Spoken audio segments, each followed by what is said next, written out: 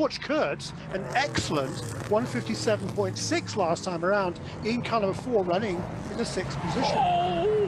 Whoops. And that was synchronized spinning down in the International Horseshoe. The 17 went around. Sometimes you just get target fixation on the car in front. You get there in the middle of the corner. So Mantella has his problem, and I think that's the 18 actually that goes around. I think what happens a lot of times, you get in there and you react to the car going around and you lift abruptly. The weight transfers to the front very quickly and around the rear end goes. So that was the 18 of Efren Castro trying to get another lap on Mantella when Mantella had the problem. Castro really with nowhere to go. The top of the racetrack for the leader, Ricky Taylor, made it 3 wide there in Speedway Turn 4. Not sure he got the best run through there. Here comes Westbrook again. They go past the better placed of the 2 GT Daytona Corvettes. Here's Westbrook, looks down the inside. He's there, he's up alongside, there's a touch and he spins. Westbrook spins. Shows you how much I know, doesn't it? Well, that was robust, it was. And Wayne Taylor is open-mouthed at that move. And that sort of reflects, I think, what Jeremy was saying earlier on. He came from a very, very long way back. The door was left open by Ricky Taylor. There was a Cadillac width space on his left-hand side. But, of course, it was always going to close. Very, very interesting. Westy was there. He got in just about, but then decided against it. And maybe that was the downfall. Very nearly clipped the tyre bundle on the inside, on the left-hand side of that marks the first of the indices of turns 1 and 2. Pole a great start, and Kazimets in that orange and white number 60 right behind, looks to the inside down into turn 1. Yeah, Gidley's going to have to hold off that inside line. He did, and around the outside tries to go Josh Sargent, but spins. And that's big contact with the wall on the outside. I believe that was Josh Sargent in the 54 trying to use some of that experience to go around the outside of Gidley. 17 around as well. That's Anthony Mantella, a rookie in the prototype challenge category. He's around in turn 2. Take a look at the replay. Yeah, and Memo Gidley did exactly what he needed to do there, cut off Tony's Kazimets, and if Josh Sargent wants to be brave and go around the outside, says Memo Gidley, go for it. He did. It didn't work out though for Josh Sargent, and that's bad news for the MLT team. Looks like some damage on the rear end of that car, Brian. Defending champion Sargent and his teammate Dakota Dickerson, and as that car makes contact with the wall, pretty heavy contact, certainly the rear wing I think is going to be askew, and they'll have to change that. And some damage to the bodywork as well as Sargent works his way around. We also saw the problem for 17. Sargent goes around Anthony Mantella as he's backwards there at the exit.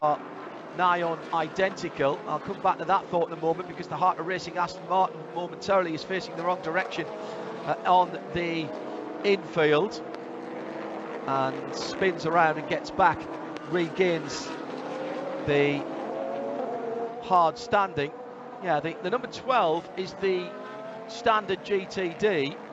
The team car, the 14, Ben Barnicoat, driving that at the moment in 4th position in GTD Pro.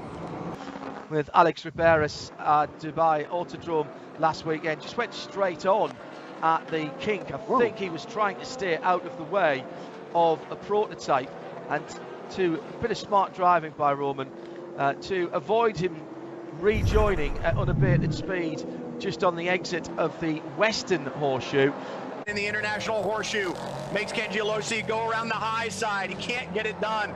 Almost impossible to pass before the kink. Don't worry about that. Put the car on its marks. Hit your line. Be defensive here in the brake zone. Make Cangialosi go wide. Contact. He hits him. Kariba off. He gains control. He's back on the racetrack. Cangialosi is behind him.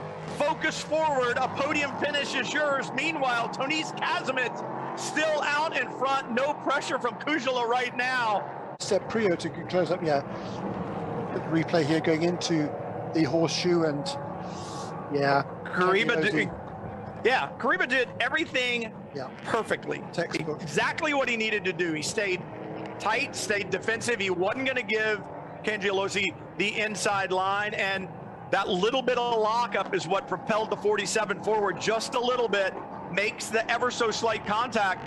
And once again, great job by Kariba to keep the wheel straight, not panic, get on that asphalt, get the car slowed down, get it back on the track. And that's going to give them a podium finish. And now the waiting game is being played out by them to see what happens to the cars ahead of them. Light blue, number 18 going wide at the east end of the hairpin for Aero Motorsport in LMP2. Now, did he get a little bit of a helping hand there? Yes, he did, from the Inception McLaren, and just managed to stay on the hard standing and then come back on again. Issue, he's not going to have grip with the slick tires on the wet grass to back it out. We may have to go full course caution.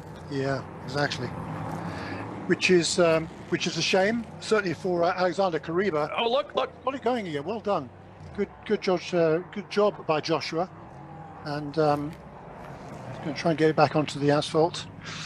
But first things first, at least he's got it out of the tyres, and hopefully there's enough grip there to get that car into first gear and move on, get back onto the racetrack without being a full score caution. We've only got 5 cars on the lead lap at the moment, and they are well spaced out. Minimum of 15 seconds between each of those cars. Great job to get the car back on the track. And the good thing is, it doesn't look like he picked up any grass. There's no damage to the splitter there on the left front. So he should have a car that he can work with. He just needs to get out there and learn the racetrack and get experience. You see iRacing logo on the side of it. Talking to the engineer. And the hard-working safety workers were already with the door open, but they didn't have the quality or the reliability of what we're seeing this year. Liquid Moly BMW for Turner Motorsport, the number 96 car, right front issue. Now, is that just a tyre, or has there been contact? I'm putting 2 and 2 together and making more than I should, but maybe there's been a side-by-side contact between that BMW M4 GT3. Hearing there was contact. It was down at the western end of the infield, and it was the Aston number 27 with Tom Gamble at the wheel, and that number 96 that came together there, Jeremy, and that's given them both a bit of work to do. In an overall win, at least for Bruce Hamilton, super well deserved, as we see the Cerritos. I guess the race finished almost like it started, but they are going to make get to the end of this, or maybe get to the end of this race. Boy, it's been a difficult day for those guys. But look, conditions have been really tricky, and it's been a tremendous motor race. And it's the problems for the Cerrito family have all come at the horseshoe. One or other of the horseshoes, haven't they? Yeah. Well. So Cangialosi was able to get back.